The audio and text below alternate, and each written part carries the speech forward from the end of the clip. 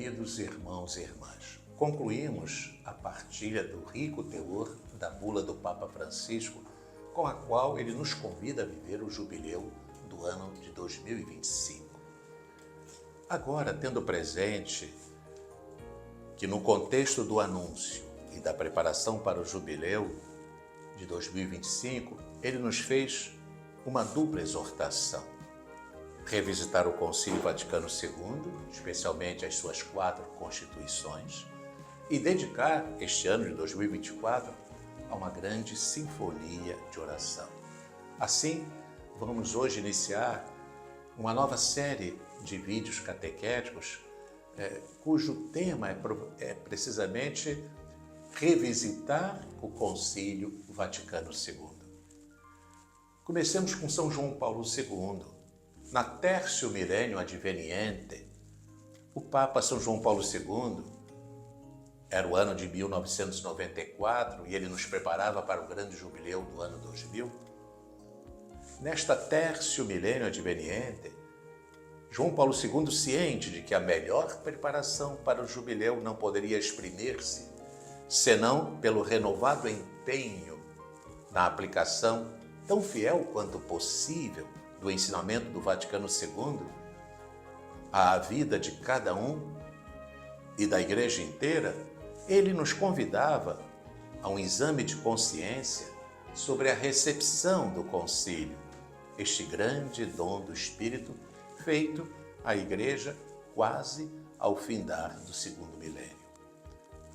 E ele então se perguntava na Tertio Millenium Adveniente: em que medida a palavra de Deus se tornou mais plenamente alma da teologia e inspiradora de toda a existência cristã, como pedia Dei Verbum?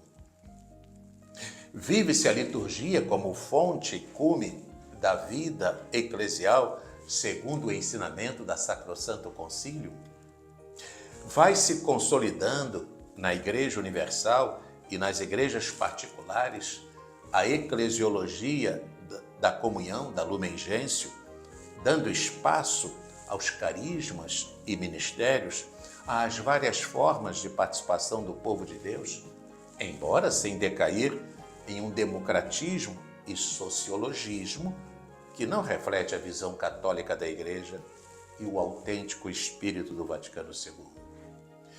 Uma pergunta vital deve ainda, dizia o Papa, contemplar também o estilo das relações da Igreja com o mundo. As diretrizes conciliares, oferecidas na Gaudium et Spes e noutros documentos, são diretrizes que nos convidam a um diálogo aberto, respeitoso e cordial, acompanhado, todavia, por um atento discernimento e corajoso testemunho da verdade. E tudo isso permanecem com validade e chamam-nos a um empenho maior. Na Novo Milênio Neunte, ao findar-se o grande jubileu do ano 2000, São João Paulo II dirigiu ao episcopado, ao clero e aos fiéis a sua magnífica carta apostólica Novo Milênio Neunte. E aí São João Paulo II sentiu o desejo, o dever de indicar o Concílio Vaticano II como a grande graça de que se beneficiou a Igreja no século XX, sendo este Concílio Vaticano II, dizia ele, bússola segura para orientar a Igreja neste início de milênio. Bento XVI, na carta apostólica sob a forma de motu próprio, Porta Fidei, com a qual proclamou o ano da fé, Bento XVI conectou o catecismo ao concílio. Essa obra, o Catecismo da Igreja Católica, verdadeiro fruto do Concílio Vaticano II, foi desejado pelo Sínodo Extraordinário dos Bispos em 1985 como instrumento ao serviço da catequese. Bento XVI recordou ainda a convocação da Assembleia Geral do Sínodo dos Bispos para o mês de outubro de 2012, quando o tema, a nova evangelização para transmissão da fé cristã, seria, assim desejava ele, uma ocasião propícia para introduzir o complexo eclesial inteiro num tempo de particular reflexão e redescoberta da fé. Assinalemos ainda que a Bento XVI pareceu que fazer coincidir o início do Ano da Fé com o cinquentenário da abertura do Concílio Vaticano II poderia ser uma ocasião propícia para compreender que os textos deixados em herança pelos padres conciliares, segundo as palavras de São João Paulo II, não perdem o seu valor nem a sua beleza. E continuando a citação das palavras de São João Paulo II, ele prosseguia na Novo Milênio Neunte.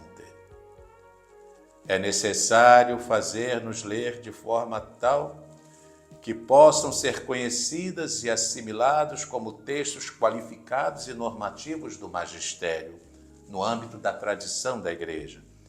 Sinto hoje ainda mais intensamente, está Bento XVI citando João Paulo II, sinto hoje ainda mais intensamente o dever de indicar o concílio como a grande graça de que se beneficiou a Igreja no século XX. Nele se encontra uma bússola segura para nos orientar no caminho do século que começa. E, enfim, Bento XVI, depois de citar estas palavras de seu antecessor, declarava de modo incisivo: quero aqui repetir com veemência as palavras que disse a propósito do concílio poucos meses depois da minha eleição para sucessor de Pedro, eleição que se deu em 2005. Se o lermos, o concílio, e o recebermos guiados por uma justa hermenêutica, o concílio pode ser e tornar-se cada vez mais uma grande força para a renovação sempre necessária da Igreja. E o nosso querido Papa Francisco? Francisco enfatiza a importância singular do Concílio Vaticano II, especialmente das suas 4 constituições e do magistério dos últimos decênios. Diz ele, as 4 constituições do Concílio Ecumênico Vaticano II, juntamente com o magistério destes decênios, continuarão a orientar e guiar o santo povo de Deus, a fim de que progrida na missão de levar a todos o jubiloso anúncio do Evangelho. Na introdução ao primeiro dos cadernos do concílio, preparados pelo dicastério para a evangelização em vista do jubileu de 2025, Francisco primeiro refere-se ao Concílio Vaticano II qual fonte orientadora para a caminhada da Igreja e crescimento na fé, devendo, por conseguinte, ser retomado na preparação para o jubileu. Preparar-se para o jubileu de 2025, retomando os textos fundamentais do Concílio Vaticano II, é um compromisso que peço a todos seja acolhido como momento de crescimento na fé. 60 anos se passaram do início daquele evento que permitiu à Igreja se rejuvenescer e se apresentar novamente ao mundo como portadora de uma mensagem que transcende todas as fronteiras. De fato, o Evangelho de Jesus Cristo é um anúncio tão universal que não pode encontrar limites. Papa Francisco ainda remete-nos, tal qual fizera São João Paulo II, em vista do jubileu do ano 2000, às 4 constituições do Vaticano II, cuja beleza de ensinamentos precisa sempre ser redescoberta. Em suas 4 constituições, fala Francisco, o Vaticano II assinalou um novo desenvolvimento no ensinamento de 2000 anos da Igreja, permitindo que o futuro fosse iluminado pela profundidade e pela intensidade desse magistério. É tempo, continua Francisco, de redescobrir a beleza desse ensinamento que ainda hoje instiga a fé dos cristãos e os chama a ser mais responsáveis e presentes no oferecimento da própria contribuição para o crescimento de toda a humanidade. E mais adiante, assim reassume o conteúdo essencial das 4 constituições conciliares. a Dei Verbo, a Sacrosanto Concílio, a Lumen Gentium e a Gaudium et Spes. A centralidade da Palavra de Deus, fundamento da revelação divina, da revelação cristã. A renovação da liturgia, expressão do serviço sacerdotal de todos os batizados. A consciência de ser o povo de Deus a caminho da Jerusalém celeste.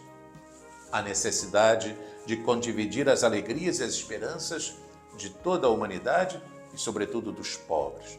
Essas são as etapas fundamentais a serem percorridas para que a Igreja se perceba e se mostre viva, se renovando e se aperfeiçoando em seu caminho de santificação. E, enfim, Papa Francisco confia a todos os cristãos, e especialmente aos jovens, os cadernos do concílio, estes subsídios ágeis e eficazes que percorrem os temas fundamentais das 4 constituições conciliares.